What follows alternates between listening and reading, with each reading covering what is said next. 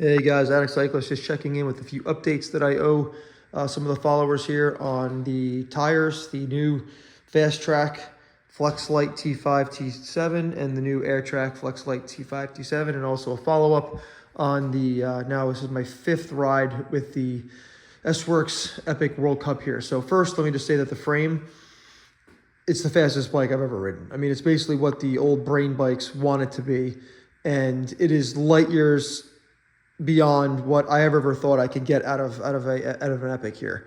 I know that they've got, flight attendant for the Epic 8 front and rear, but I truly believe in terms of having a trail system that's not too technical, that's pretty fast, and a little bit of roots, this bike has been absolute wonderful to ride and kind of get to know here. So just a few things with the bike, and something that I've learned is that basically the way I set the bike up, and again, this might be relative to you, I'm not sure, but if you didn't get a bike fit on it, which I've gotten bike fit on my Spark, I set the bike up basically with the same saddle position, right, and the same saddle height. But I didn't take into account that this bike basically doesn't run any sag. It runs like 1 to 2 millimeters in the mid-gulp. So on my Spark, I ran that with 25 mils of sag. So the distance from obviously the saddle and to the pedal, or in this case the crank, obviously was going to be different than this bike, although you would think you'd set them up the same. But again, this is not a bike that has a lot of travel. It only has 75 in the rear, but it has no sag. So I had to make some adjustments. I was getting some numb hands, so I had to basically bring the saddle down about 6 mils, 5 to 6 mils. And I also obviously brought it back, which is basically at the end of the rails here.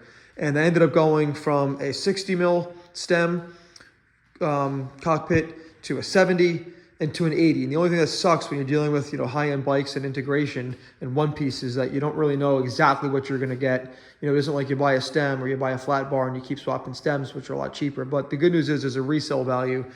It's pretty strong here on the rollable cockpit. So I was able to get my hands on one of those.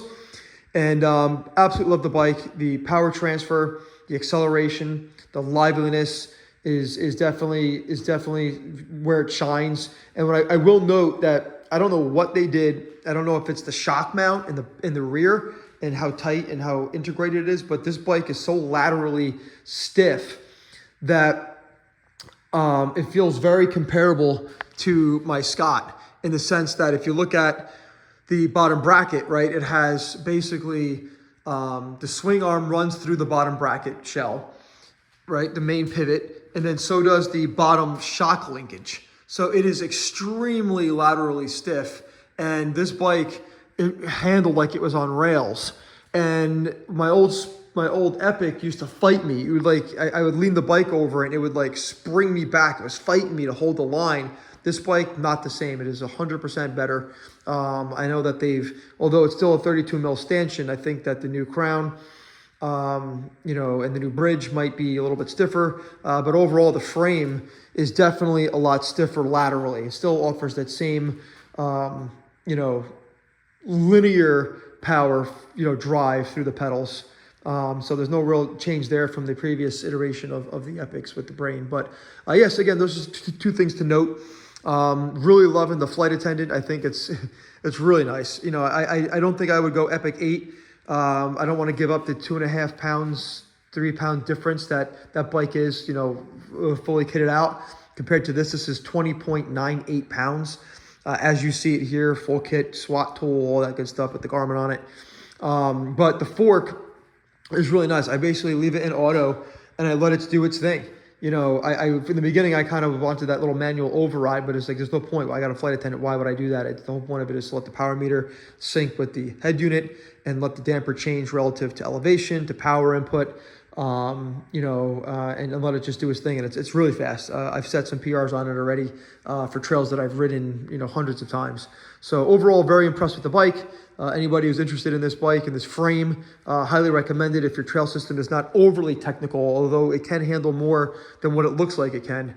But it's definitely, if you're looking for a race bike and your terrain is relatively flat with some roots and a little bit of rocks and some ramps, definitely can handle it. If you're going to get some real choppy stuff, you might get hung up No different than maybe getting hung up with a hardtail. This does offer obviously more compliance, but you know, it's funny when I'm riding it, I feel more flex, you know, over some of the smaller stuff with just the flex in the tire, being how supple these flex lights are. And then obviously when you get through some of the chunkier stuff, you do break through that initial setting on the shock here. What's nice with the shock is that obviously these air springs are separate, so they're kind of fighting each other.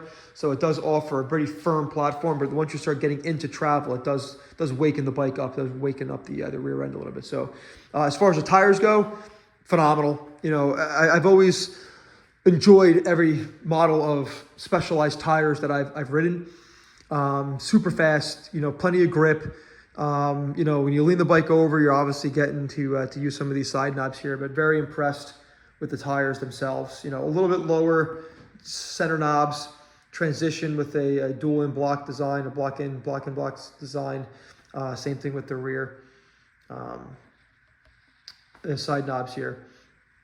But I'm very impressed with the Trak. Now I know that the Specialized race teams run the Trak front and rear. I'm not as cool as those guys, so I do want a little bit more grip, and the new Fastrak does offer that. It does actually bring in a tighter center tread with more of like that old school zipper that the Fastraks were known for and that we're fast for. And then obviously you do get these nice dual block transition knobs into a dual block side knob here. So again, a very fast tire, but lots of confidence being dual compound. So you got a little bit firmer T5 compound in the center tread, and then as you transition over into the corner treads, knobs, they are a softer T7 compound is what they call it here. So very impressed with the bike. Definitely no need to ever ride a hardtail unless you're literally riding on gravel. This bike can do it all. Yes, it's a little pricey, but there are other price points to get into this bike. I believe Specialized does not sell them as a complete bike anymore. They sell them as a frame only. So you could build it up, you know, relatively, you know, inexpensive on a budget, using obviously maybe, you know, XO drivetrain or whatever the case might be. So yeah, just wanted to get back on the channel. Mountain biking season's upon us here. I've been slacking, just a lot of family stuff going on here, but I just wanted to highlight these reviews here, some updates if anybody had clicked on these videos previously and was waiting for some updates here. So that's basically it for now. Road season basically is coming to an end. I will do a follow-up full season now on the SL8 S-Works, but there's been so much content out there, I don't think I'll be saying anything different than anybody else at this point. So, but again, you know, average Joe type of guy, comparing the Pro frame, the S-Works frame against the Factor, the Cannondales, the Trek Madone that I owned, you know, the Scott Addict I owned, the System 6 I owned. So I owned a Cervelo S5, 2024 Cervelo S5. So I've definitely owned some nice bikes. So I feel like I can give an average Joe honest review here. So thanks for chiming in. Appreciate it. Be well.